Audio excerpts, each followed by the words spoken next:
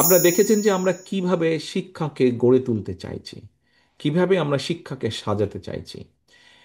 একটি আজকের শিশু, তাকে এমনভাবে আমরা শিক্ষা দিতে চাইছি, আগামী দিনে যখন সে যুবক হবে, আগামী দিনে যখন সে বড় হবে, একটু যখন তার সময় আসবে কর্মসংস্থানে, যখন তার সময় আসবে তার পরিবারকে দেখে রাখা, সেই উপযুক্ত, সে নারী হোক পুরুষ হোক, তার শিক্ষা ব্যবস্থা এমনভাবে গড়ে তুলতে চাইছি আমরা যেন তাকে দুশ্চিন্তায় পড়তে না হয়। খুব সংক্ষেপে যদি বলতে হয়, আপনারা শুনেছেন শিক্ষা ব্যবস্থা আপনাদের সামনে তুলে ধরা হয়েছে এবং সেখানে উল্লেখ করা হয়েছে যে আমরা দ্বিতীয় এবং তৃতীয় ল্যাঙ্গুয়েজ আমরা আনতে চাইছি। ইংরেজির পাশাপাশি তৃতীয় ল্যাঙ্গুয়েজ আমরা আনতে চাইছি। এটির সাথে কর্মসংস্থানের বিষয়টি আপনাদের তুলে ধরা হয়েছে। বিভিন্ন সেক্টরগুলো আপনাদের সামনে তুলে ধরা হয়েছে যে আমরা কোন কোন সেক্টর বের করেছি।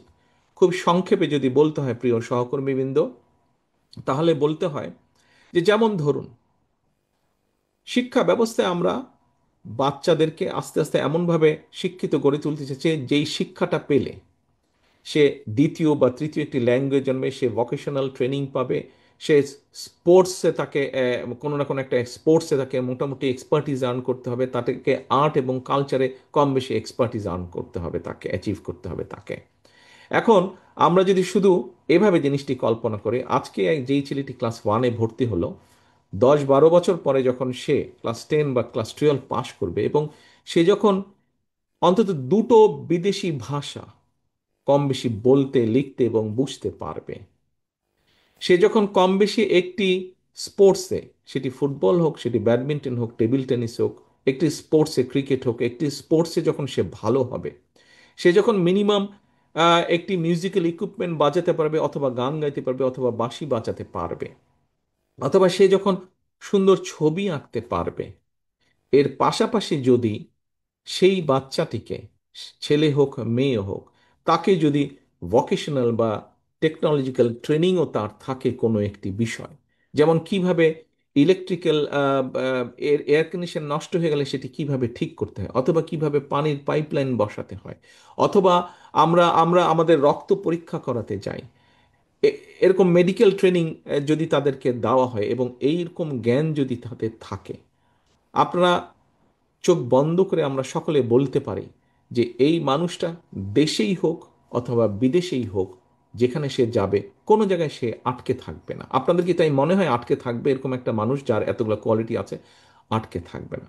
প্রিয় সহকর্মীবৃন্দ, আপনাদের একটা ছোট ঘটনা বলি কেন আমি আত্মবিশ্বাসের সঙ্গে এই কথাগুলো বলছি।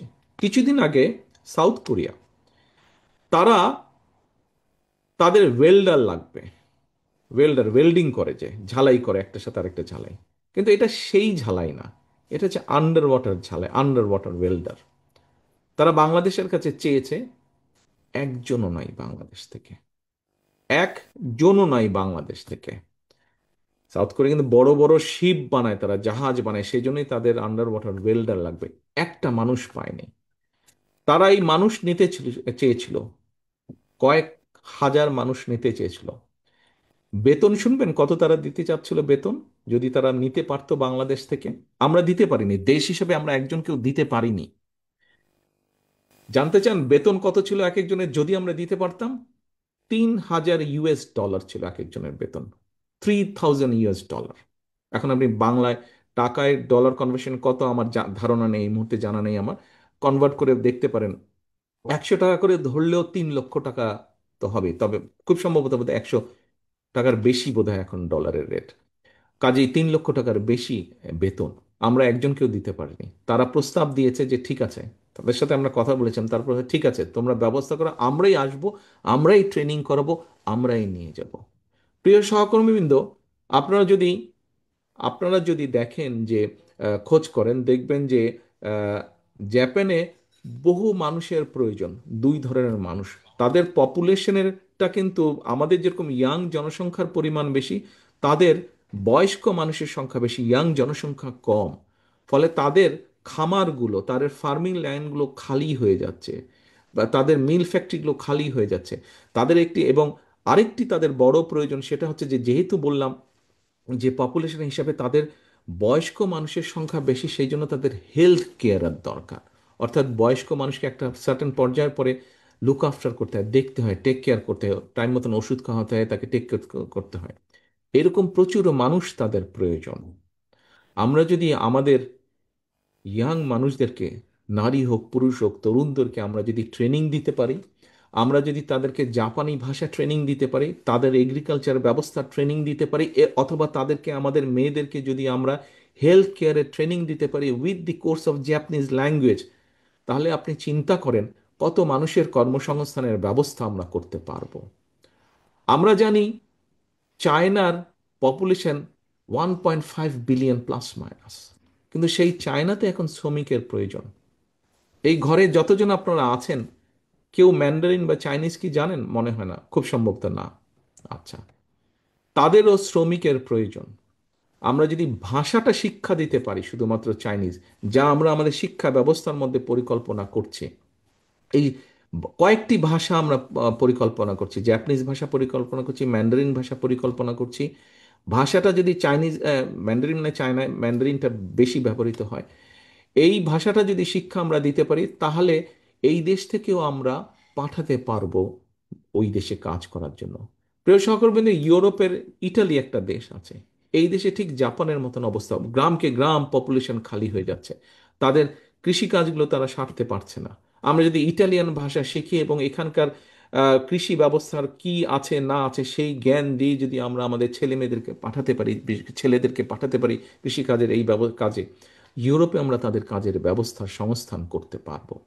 আমরা এর ভিতরে কাজ শুরু করেছি, এর ভিতরে কিন্তু যেহেতু আমরা এই মুহূর্তে রাষ্ট্র পরিচালনার দায়িত্বে নেই, সেই জন্য কিছুটা সমস্যা হচ্ছে। তারপরে আমরা পাবলিকলি অ্যাভেলেবেল যত ডাটা আছে সেটি বের করে আমরা কাজ করার চেষ্টা করছি, বের করার চেষ্টা করছি যে আগামী 5 থেকে 10 বছর পৃথিবীর কোন কোন দেশে কি কি কাজের ব্যবস্থা সৃষ্টি হতে পারে এবং কি কি সেটা রিকোয়ারমেন্ট, আমরা সেভাবে আমাদের ভোকেশনাল এবং সেভাবে আমাদের ট্রেনিং ইনস্টিটিউটগুলো, আমাদের ডিটেইল পরিকল্পনার মধ্যে আমরা সেগুলো করার চেষ্টা করছি। প্রিয় সহকর্মীবৃন্দ, আমরা আমাদের তরুণ সমাজের জন্য সেভাবে গড়ে তুলতে চাইছি।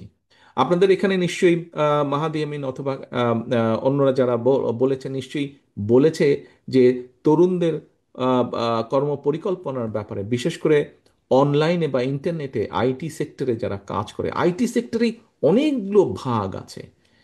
এই অনেকগুলো ভাগের মধ্যে বিভিন্ন বিষয় আমরা ইন্ট্রোডিউস করতে চাইছি। যে অনেকে আছে আমাদের ছাত্রছাত্রী, আমাদের ছাত্র দলের ভিতরে আছে, এর বাইরে বহু স্টুডেন্ট, ইয়াং বহু মানুষ আছে যাদের জন্য একটি বিরাট সমস্যা হচ্ছে যে ডাটা, ইন্টারনেট ডাটা, খুব সম্ভব বাংলাদেশে এমবি বলে বোধহয় খুব সম্ভব এটিকে। তো ইন্টারনেট, ইন্টারনেট যে ডাটা আছে, এই ডাটাটা ইজ কোয়াইট কস্টলি। অনেক তরুণ আছে আমাদের যারা কাজ করছে, হয়তো ধরেন কোনো একটা প্রোডাক্টের মার্কেটিং করছে অথবা কন্টেন্ট তৈরি করছে, কিন্তু ডাটার দাম বেশি হওয়ার ক্ষেত্রে আহ, সে সেটা পুরোপুরিভাবে যতটুকভাবে সে করতে চায় সেভাবে সে করতে পারছে না। এখন আমরা যদি তাদেরকে ওরকম স্পেস, প্রথমত তার কাজ করার স্পেসও হয়তো সেভাবে নেই।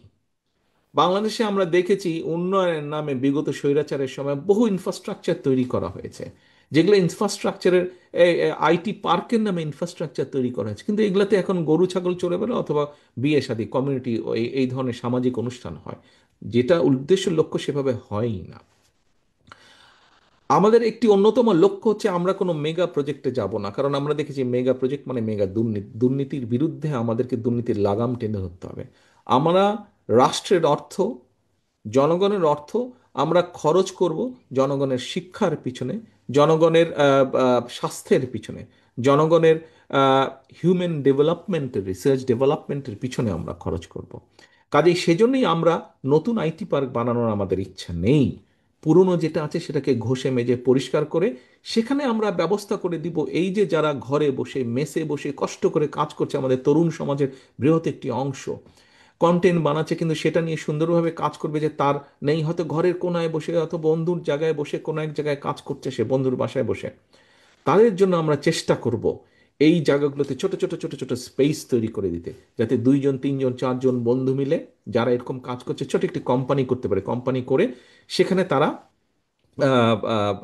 সহজে যাতে সুন্দরভাবে কাজ করতে পারে, সেখানে তাদেরকে আমরা ওয়াইফাই সিস্টেমটা ব্যবস্থা করে দিব, খুব স্বল্প দামে যাতে তারা ওয়াইফাই নিতে পারে। আবার একই সাথে আমরা ছাত্রছাত্রী যারা আছে বা সব ধরনের মানুষের জন্যই আমরা চেষ্টা করছি, দলের পক্ষ থেকে এক্সপেরিমেন্টালি অলরেডি আমরা ঠাকুরগাঁয়ে এই প্রজেক্টটি চালু করেছি। দলের পক্ষ থেকে আমাদের আইটি সম্পাদক, আইটি সেক্টর বিএনপি যেটা আইটি সম্পাদক, তারা এটি চালু করেছেন অলরেডি এক্সপেরিমেন্টালি।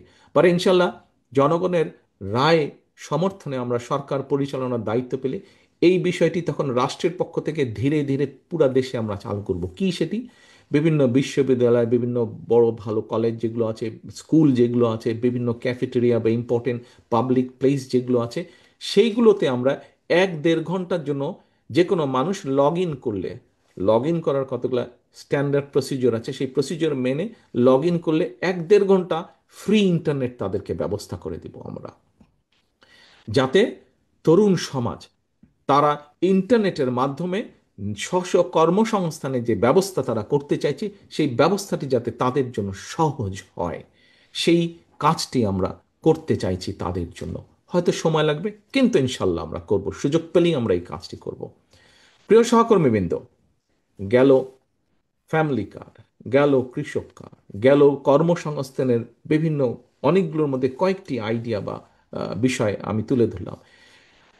শিক্ষার যেই কথাটি বলেছিলাম, নিশ্চয়ই এর মধ্যে শিক্ষা সংক্রান্ত ডক্টর জিয়া খুব সম্ভবত আপনাদের সামনে এখানে উপস্থাপন করেছেন। শিক্ষা সংক্রান্ত যেটি বলেছেন, সেখানে প্রাইমারি শিক্ষকদের ক্ষেত্রে নিশ্চয়ই উনি একটি কথা তুলে ধরেছেন আপনাদের সামনে। সেটি হচ্ছে প্রাইমারি শিক্ষকের সংখ্যা 3.5 লক্ষর মতন, প্লাস মাইনাস, বেশিও হবে হয়তো ক্ষেত্র বিশেষে। আমরা এই পুরা সমাজ, শিক্ষক সমাজকে আমরা one teacher one tab, one tab one teacher, নিশ্চয়ই বাই নাও আপনারা শব্দটি শুনেছেন, শুনেছেন না এই শব্দটি? আপনারা এটার সাথে পরিচয় আছেন। আমরা টিচারদের কাছে পর্যায়ক্রমিকভাবে একটি ট্যাবলয়েড বা ট্যাব আমরা পৌঁছে দিব, কম্পিউটার সর্ট অফ ট্যাবলয়েড আমরা পৌঁছে দিব। কেন পৌঁছে দিব? দেখুন, আমরা একটি ঘটনা বলি। ঘটনাটি আমাদের এখানেই, ছেলেটি আমাদের দলের সাথেই সম্পৃক্ত। তো ওর কথা থেকে শুনেছি, ওর ছেলেটির বয়স এখন 12 বছর। ছাত্রদল করতে এক সময়, এই দেশে বেশ কয়েক বছর ধরে আছে। তো ওর কাছ থেকে ঘটনাটি শোনা আমার। ওর ছেলের বয়স যখন 5-7 বছর হবে, তো একদিন ও ছেলেকে নিয়ে গাড়িতে উঠেছে, তো সিট বেল্ট লাগায়নি। তো ছেলেটি তখন ওকে বললো, বাবা তুমি সিট বেল্ট লাগাও। বলে না, এখান থেকে এখানে অল্প একটু যাবো, তো লাগবে না। বলে না, তুমি সিট বেল্ট লাগাও, টিচার বলেছে স্কুলে সিট বেল্ট লাগাতে হবে গাড়িতে উঠলে, তা না হলে আমি তোমার গাড়ি থেকে নেমে যাব। 7 বছরের বাচ্চা তাকে বলছে, বাবাকে বলছে। অর্থাৎ এই কথাটি আমি এই জন্য, তখন বাপ বাধ্য হলো সিট বেল্টটা লাগাতে। এই কথাটি আমি আপনাদের সামনে এই জন্য বললাম। দেখুন, আহ, আজকে আমাদেরকে যদি দুর্নীতির বিরুদ্ধে জিহাদ করতে হয়, যুদ্ধ করতে হয়, দুর্নীতির লাগাম টেনে ধরতে হয়, অবশ্যই আমাদেরকে কাজটি শুরু করতে হবে। হ্যাঁ, দুর্নীতি দমন কমিশন, সরকার তার অবস্থান থেকে সর্বোচ্চ চেষ্টা দিয়ে করবে, কিন্তু মানসিকতার পরিবর্তন করতে হবে। তো মানুষের সাহায্যে যদি, মানুষের সাহায্যে যদি এগিয়ে আসতে হয়, মানুষকে, আল্লাহ মানুষকে সৃষ্টি করেছেন সৃষ্টির সেরা জীব হিসাবে, এই হিসাবে আমাদের দায়িত্ব হচ্ছে আমাদের শুধু একজন মানুষকেই শুধু দেখবে না, পাশাপাশি আল্লাহর সৃষ্টি অন্য যা কিছু আছে, যা আমাদের পক্ষে যতটুকু লিমিটের মধ্যে পসিবল, আল্লাহর সব সৃষ্টির প্রতি আমরা যত্নশীল হব। কাজী এক বাক্যে যদি এটিকেও এটিকেও বাস্তবে ধীরে ধীরে রূপ দিতে হয়, তাহলেও আজকের যে শিশু, তাকে আমাদের সেভাবেই গড়ে তুলতে হবে।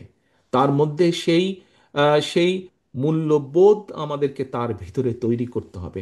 দুর্নীতি খারাপ, ব্ল্যাক ব্ল্যাক, হোয়াইট হোয়াইট, এই বিষয়টি আমাদের শিশু অবস্থা থেকে তৈরি করতে হবে। এবং তাকে যদি সেভাবে আমাদের গড়ে তুলতে হয়, আমাদের অবশ্যই শিক্ষককেও সেইভাবে গড়ে তুলতে হবে। প্রাইমারি স্কুলের শিক্ষককে আমাদের সেভাবে গড়ে তুলতে হবে। এবং প্রাইমারি স্কুলের শিক্ষককে যদি গড়ে তুলতে হয়, তাদেরকে ট্রেনিংয়ের ব্যবস্থা দিতে হবে। ডিজিটাল ব্যবস্থায় আমরা তাদেরকে সেই ট্রেনিংয়ের আওতায় নিয়ে আসতে চাইছি। এর ডিটেলটা এর মধ্যেই আপনাদেরকে নিশ্চয়ই আলোচকবৃন্দ যারা বলেছেন তারা এক্সপ্লেন করেছেন, ডিটেল জিনিসটা আপনাদের সামনে উপস্থাপন করেছেন। কিন্তু লক্ষ্য এবং উদ্দেশ্য, সামাজিক লক্ষ্য, পারিবারিক লক্ষ্য, রাজনৈতিক লক্ষ্য, দেশপ্রেমের লক্ষ্য কি, সেটি এক বাক্যে আপনাদের সামনে আমি তুলে ধরলাম। অর্থাৎ আজকের যে শিশু আগামী দিনের যে ভবিষ্যৎ, তাকে যদি আমরা মূল্যবোধ দিয়ে গড়ে তুলতে না পারি, দেশকে আমরা প্রত্যাশিত দেশ হিসাবে গড়ে তুলতে পারবো না। আজকের শিশু আগামী দিনের যে ভবিষ্যৎ, তাকে যদি মূল্যবোধ দিয়ে আমরা গড়ে তুলতে পারি, আমরা আমাদের প্রত্যাশিত বাংলাদেশকে গড়ে তুলতে সক্ষম হব, প্রিয় সহকর্মী বৃন্দ। এবং সেই জন্য আমাদের শিক্ষকদেরকেও গড়ে তুলতে হবে। কাজে আসুন, সেটিই আমাদেরকে করব, এটি হচ্ছে আমাদের পরিকল্পনা।